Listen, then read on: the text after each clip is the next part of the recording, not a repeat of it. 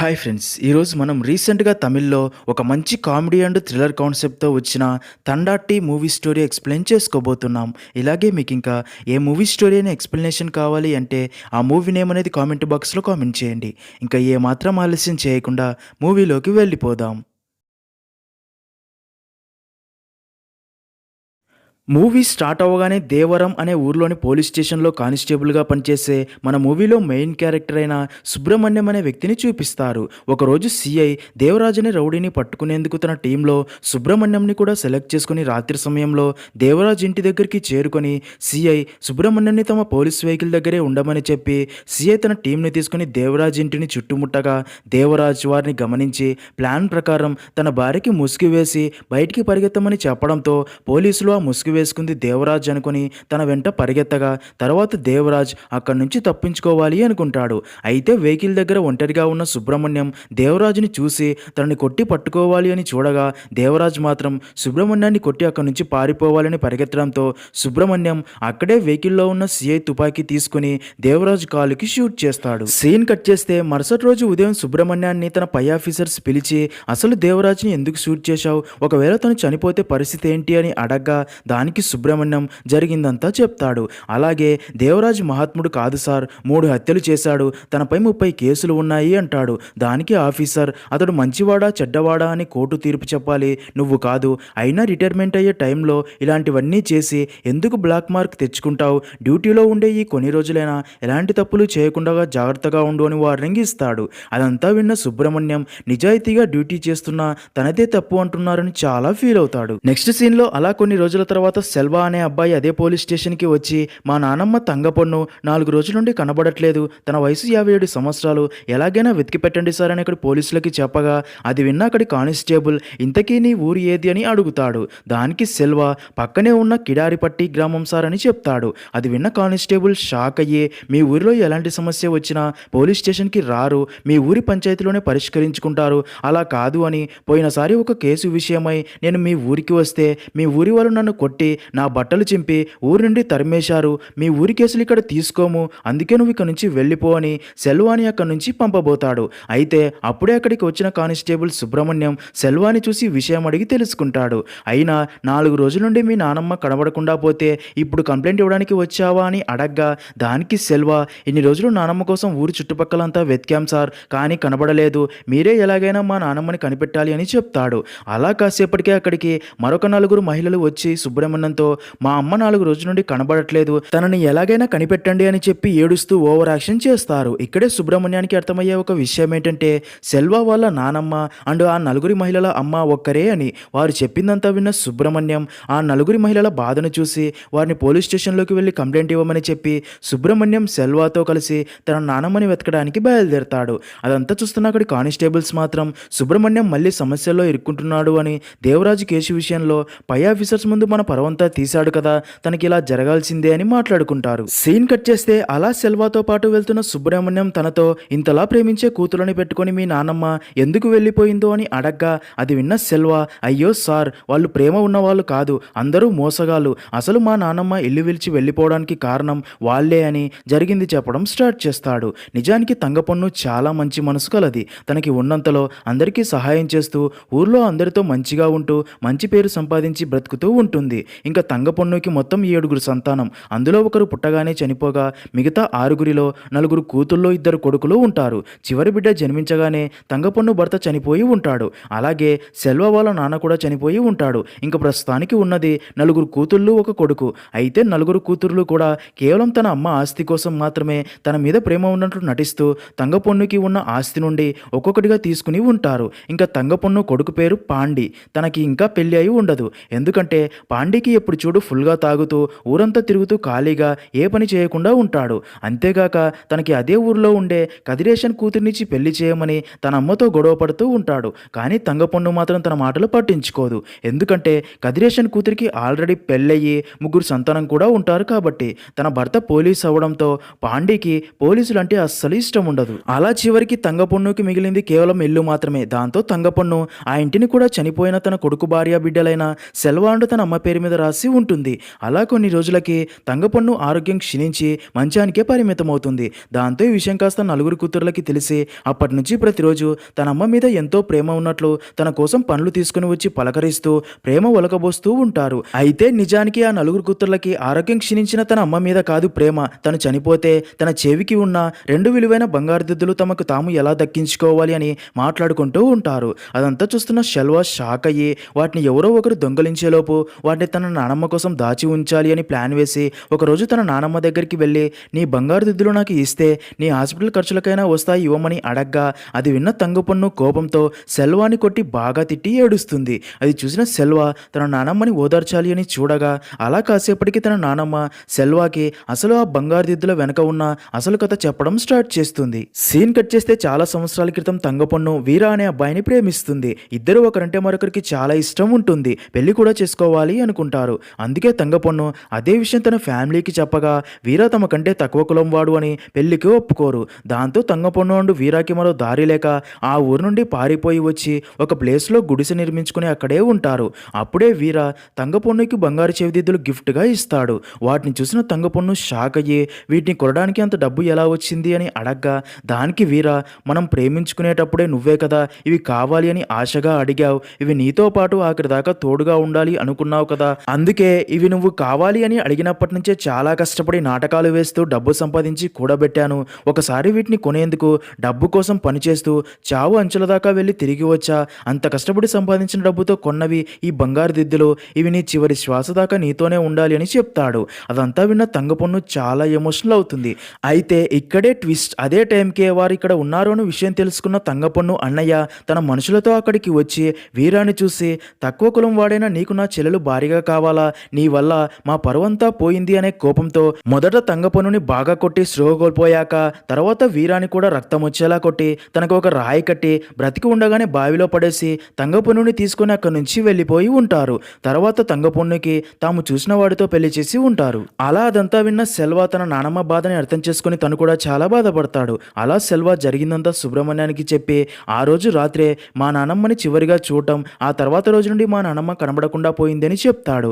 అదంతా విన్న సుబ్రహ్మణ్యం కూడా చాలా ఎమోషనల్ అయ్యి సెల్వాతో మీ నానమ్మని ఖచ్చితంగా కనిపెడతా అని చెప్పి అలా ఇద్దరు కలిసి తంగపన్ను కోసం సిటీ మొత్తం వెతికినా ఎలాంటి ఇన్ఫర్మేషన్ దొరకదు. అలా చీకటి పడడంతో సుబ్రహ్మణ్యం సెల్వాని ఈ రోజుకి ఇంటికి వెళ్ళమని చెప్పి పంపుతాడు. నెక్స్ట్ సీన్ లో మరుసటి రోజు ఉదయం సుబ్రహ్మణ్యం మళ్ళీ తంగపన్ను కోసం వెతుకుతూ ఉండగా అలా బస్ స్టాప్ దగ్గర తంగపన్ను నడుచుకుంటూ వెళ్ళడం సుబ్రహ్మణ్యం చూసి వెంటనే తన దగ్గరికి వెళ్తాడు. అయితే అప్పటికే చాలా నీరసంగా ఉన్న తంగపన్ను స్పృహ కోల్పోయి కింద పడిపోవడంతో సుబ్రహ్మణ్యం తంగపన్నుని వెంటనే హాస్పిటల్లో జాయిన్ చేస్తాడు. అదే విషయం సెల్వాకి ఫోన్ చేసి చెప్పడంతో సెల్వా వెంటనే హాస్పిటల్ దగ్గరికి చేరుకోగా అప్పుడే డాక్టర్ తంగపన్నుని ట్రీట్మెంట్ చేసి బయటికి వచ్చి వారితో తంగపన్ను కోలుకోలేక చనిపోయింది అని చెప్పడంతో అది విన్న సెల్వా బాగా ఏడుస్తాడు. సుబ్రహ్మణ్యం కూడా తంగపన్ను డెడ్ బాడీని చూసి బాధపడతాడు.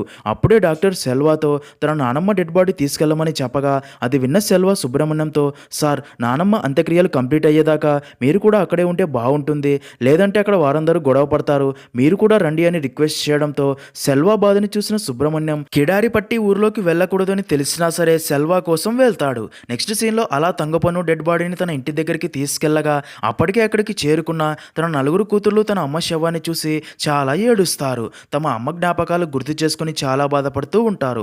అలా తంగపన్ను చనిపోయింది అని తెలిసి ఆ ఊరి వాళ్ళందరూ అక్కడికి చేరుకుంటూ ఉంటారు. ఇంకా అదే రోజు రాత్రి సుబ్రహ్మణ్యానికి సిఐ ఫోన్ చేసి ఆ ఊర్లోకి పోలీసులు వెళ్ళకూడదు అని తెలుసు కదా, అయినా ఎందుకు ఆ ఊర్లోకి వెళ్ళావు, నీకు ఆల్రెడీ పై ఆఫీసర్స్ ఎంత చెప్పినా వినవా, అక్కడ ఏదైనా జరగకూడని సంఘటన జరిగింది అనుకో ఇంకా నీ యూనిఫామ్ కూడా అక్కడే వదిలేసి అటు నుంచి అటే ఇంటికి వెళ్ళిపో, అక్కడ ఏం జరిగినా సరే దానికి నువ్వే బాధ్యుడివని తిట్టి ఫోన్ పెట్టేస్తాడు.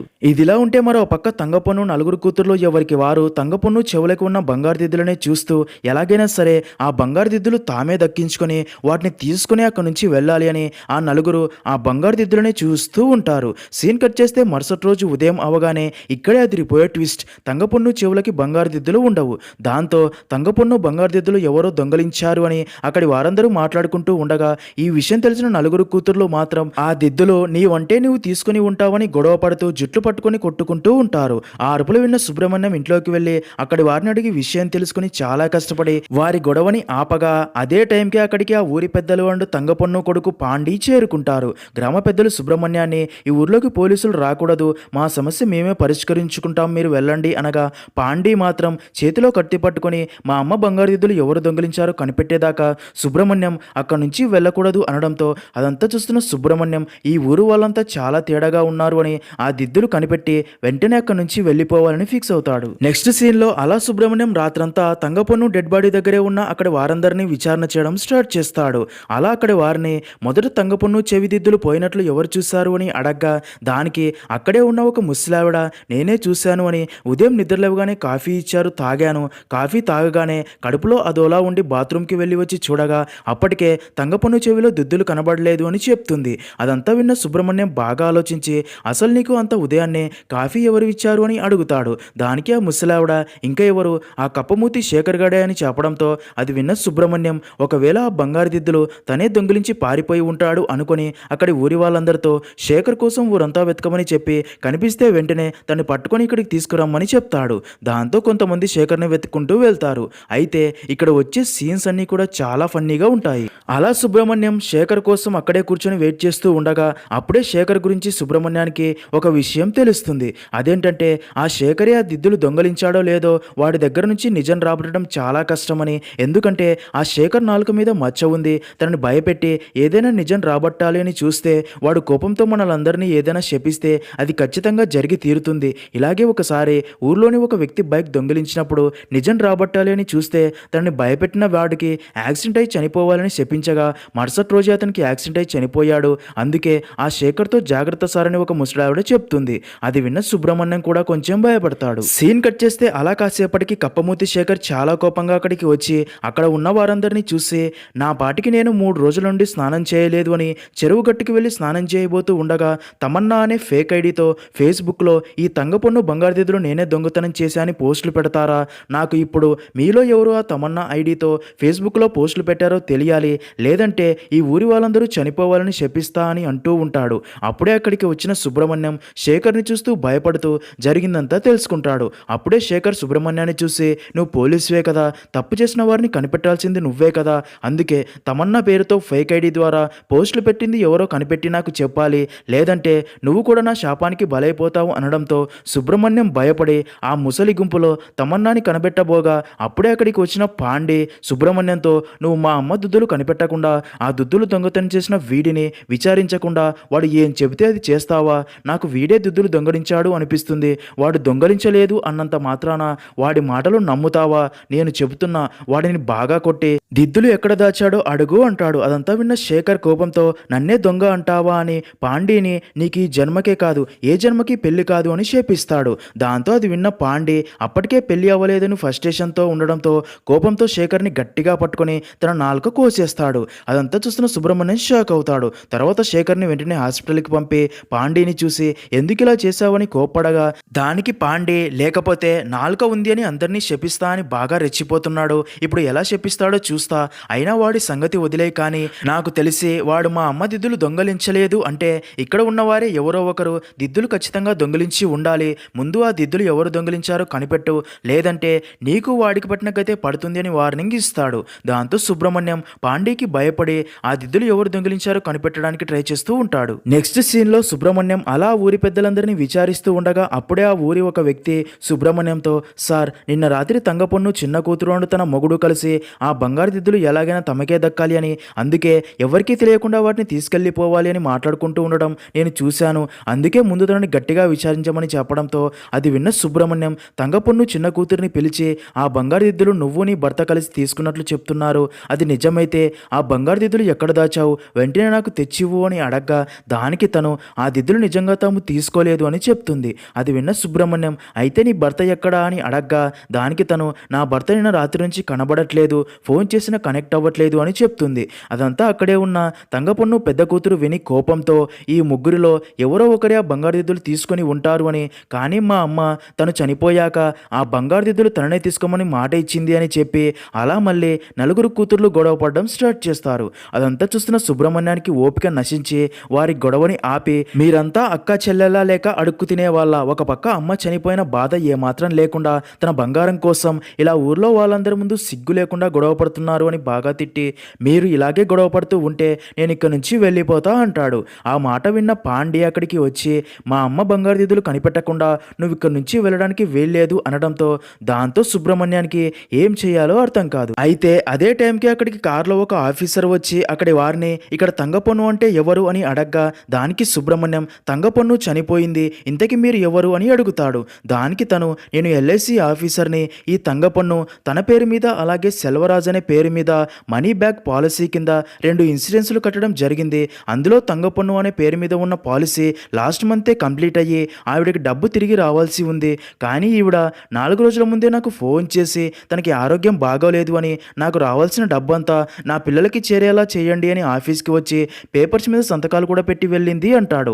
అది విన్న సుబ్రహ్మణ్యం ఎంత డబ్బు వస్తుంది అని అడగ్గా దానికి ఆఫీసర్ 15 లక్షలు అంటాడు. అదంతా అక్కడే ఉన్న తంగపన్ను 4 కూతుర్లు విని చాలా సంతోషించి ఆవిడ వారసులం మేమే సార్, 4 కూతుర్లం, ఇంకా వాడు పాండి తన కొడుకు, ఆ డబ్బు మాకే ఇవ్వండి అంటుంది.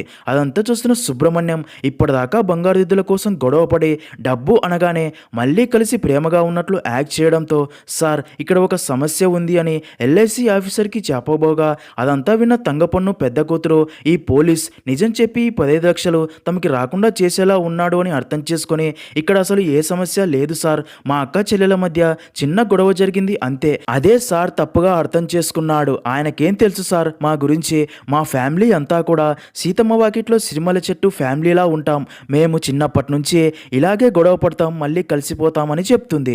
అది విన్న సుబ్రహ్మణ్యం బాగా ఆలోచించి అక్కడి నుంచి జారుకోవాలి అని, అయితే మీకు ఏ సమస్య లేదు కదా, అదే విషయం మీ తమ్ముడు పాండీని చెప్పమనండి అంటాడు. ఆ 15 లక్షల కోసం పాండీ చేత కూడా తమ మధ్య ఎలాంటి సమస్య లేదు అని చెప్పిస్తారు. అలాగే ఆఫీసర్ని ఇంతకీ ఆ డబ్బు ఎప్పుడు వస్తాయి సార్ అని అడగ్గా దానికి ఆఫీసర్ వారం రోజుల్లో వస్తాయని, దానికోసం డాక్యుమెంట్స్ మీద అందరితో సంతకాలు చేయించుకొని అక్కడి నుంచి వెళ్ళిపోతాడు. ఇంకా అదంతా చూస్తున్న ఊరి పెద్దలు పిల్లల సమస్య తీరిపోయింది కాబట్టి ఇంకా తంగపన్ను అంత్యక్రియలు పూర్తి చేద్దాం పదండి అనగా అలా తంగపన్ను కూతుర్లకి తమ అమ్మ 15 లక్షల డబ్బు వచ్చేలా చేసి వెళ్ళడంతో ఇప్పుడు చాలా సంతోషంగా తంగపన్ను శవాన్ని ఊరేగించి చాలా ఘనంగా తనకి అంత్యక్రియలు పూర్తి చేస్తారు. అలా అంత్యక్రియలు అయిపోయాక సెల్వా అక్కడి నుంచి వెళ్ళిపోతూ సుబ్రహ్మణ్యాన్ని చూసి మొక్కి అక్కడి నుంచి వెళ్ళిపోతాడు. సుబ్రహ్మణ్యం మాత్రం తంగపన్ను చితి దగ్గర నిలబడి ఉండగా ఇక్కడే రివీల్ అయ్యే మైండ్ బ్లాక్ అయ్యే ట్విస్ట్ ఏంటి అంటే నిజానికి ఆ బంగారు దిద్దులు సుబ్రహ్మణ్యం దగ్గరే ఉంటాయి. సుబ్రహ్మణ్యం ఆ బంగారు దిద్దులను చూసి గతం గుర్తు చేసుకుంటాడు. ఆ రోజు తంగపన్ను కోసం వెతుకుతున్న సుబ్రహ్మణ్యం బస్ స్టాప్ దగ్గర తంగపన్నును చూసి నీకు అసలు కొంచెమైనా బుద్ధి ఉందా, ఈ వయసులో ఇల్లు వదిలేసి బయటికి వచ్చేసి ఏం చేద్దామని, పిల్లలంటే అంతే అలాగే ఉంటారు, అయిన వాళ్ళని కన్న పిల్లల్ని వదిలేసి ఇలా రోడ్డు మీద అనాథలా తిరగడం ఎందుకు అని అడుగుతూ ఉండగా తంగపన్ను మాత్రం అతని మాటలు పట్టించుకోకుండా అక్కడి నుంచి వెళ్ళిపోవాలని చూడగా సుబ్రహ్మణ్యం కోపంతో తన చెయ్యి పట్టుకుని ఏ తంగం ఆగమని చెప్తున్నా కదా అనడంతో ఆ మాట విన్న తంగపన్ను షాక్ అయ్యి తననే చూస్తూ ఉండిపోతుంది. ఇక్కడే రివీల్ అయ్యే మరో మైండ్ బ్లాక్ అయ్యే ట్విస్ట్ ఏంటి అంటే తంగపన్ను ప్రేమించిన వీర ఎవరో కాదు ఈ వీర సుబ్రహ్మణ్యమే అని. నిజానికి తంగపన్ను ఆ రోజే వీరాని తన అన్నయ్య చంపేశాడు అనుకుని ఉంటుంది. అలా తంగపన్ను వీరాని చూసి నువ్వు చనిపోయావు అనుకున్నా, తర్వాతైనా నువ్వు నన్ను చూడ్డానికి ఎందుకు రాలేదు అని చెప్పి ఏడుస్తుంది. వీరా కూడా ఫుల్గా ఎమోషనల్ అయ్యి ఆ రోజు బావిలో కొన ఊపిరితో ఉన్న నన్ను అక్కడి వారు చూసి నా ప్రాణాలు కాపాడారు, నేను తర్వాత నిన్ను కలిసేందుకు వచ్చాను, కానీ అప్పటికే నీకు మరొకరితో పెళ్ళయింది అని తెలిసింది, నీ గురించి ఊర్లో విచారించగా నువ్వు నేను చనిపోయావు అనుకుంటున్నావని ఊర్లో వాళ్ళు చెప్పారు, అది మాత్రమే కాకుండా నా జ్ఞాపకాలు మర్చిపోకుండా నేను ఇచ్చిన దిద్దులు పెట్టుకున్నావని తెలిసింది, నేను ప్రాణాలతో విన్న విషయం నీకు తెలిస్తే నీ సంతోషం పోతుంది అని, అందుకే ఇక ఆ ఊర్లో ఉండకూడదు అని, నా గురించి నీకు ఏమీ తెలియకూడదు అని ఆ ఊరి నుండి నేనుండి దూరంగా వెళ్ళిపోయా, కొంతమంది సపోర్టుతో తర్వాత కానిస్టేబుల్గా జాయిన్ అయ్యా, 6 నెలల క్రితమే ఈ ఊరికి ట్రాన్స్ఫర్ అయ్యా, నిజం చెప్పాలి అంటే నువ్వు ఈ ఊర్లో ఉన్నావని నాకు తెలీదు, నీ మనవడు సెల్వరాజే మన జీవితంలో జరిగిన ప్రతి విషయం చెప్పాడు, అది వింటున్నప్పుడే నా ప్రాణం పోయినట్లయింది అని చెప్తాడు. అప్పుడే తంగపన్ను వీరాని చూసి తర్వాత పెళ్లి చేసుకున్నావా అని అడగ్గా దానికి వీరా లేదు అంటాడు. అది విన్న తంగపన్ను ఫుల్గా ఎమోషనల్ అవుతుంది. ఈ సీన్ మూవీకే హైలైట్. అలా ఇద్దరు ఫుల్గా ఎమోషనల్ అవ్వగా అప్పుడే తంగపన్ను వీరాని చూసి ఏమయ్యా నాకు కళ్ళు తిరుగుతున్నాయి, తిని 4 రోజులు అవుతుంది అనగా వీరా వెంటనే ఫుడ్ తీసుకురావడానికి వెళ్ళి ఫుడ్ తీసుకుని వచ్చేలోగా తంగపన్ను స్రోగోల్పోయి పడిపోయి ఉండడంతో హాస్పిటల్కి తీసుకుని వెళ్తాడు.